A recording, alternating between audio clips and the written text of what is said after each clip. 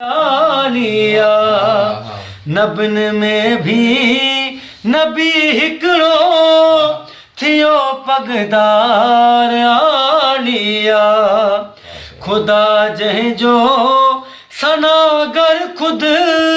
उहो सरदार आलिया सुभान अल्लाह।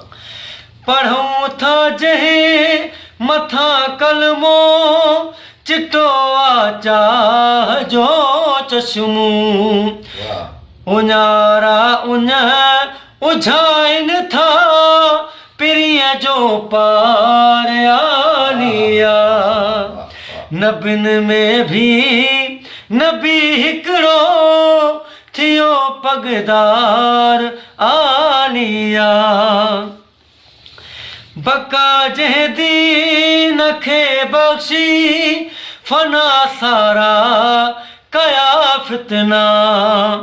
दसियाई वाट वहदत जी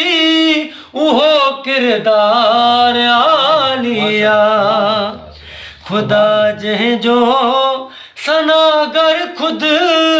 उहो सरदार आलिया कयामत ॾींहुं बख़्शींदो जो वसीलो थी पुॼी वेंदो असां हीरनि गुनहगारनि संदो आधार आलिया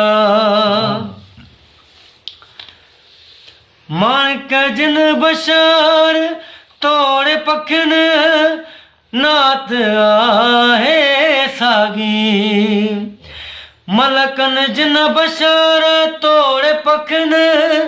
जी लात आ सागी फलक जंहिंते फिदा हरदम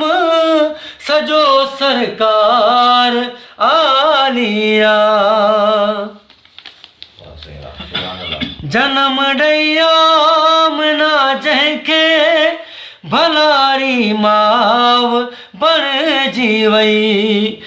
जनम ॾेई आमना जंहिंखे भलारी माव बणिजी वई हली मांझ में पालियो बराबर सो आलिया इहो रुतबो माणियो कंहिं थे मेहमानन मौला जो मुहम्मद अर्श ते पहुची कयो दीदार आलिया इशारो हिकिड़ो नवाज़नात जी सूरत पढ़ो तो शान मुहम्मद जो नवाज़नात जी सूरत पढ़ो तो शान मुहम्मद जो सजी पुरनूर महफ़िल खे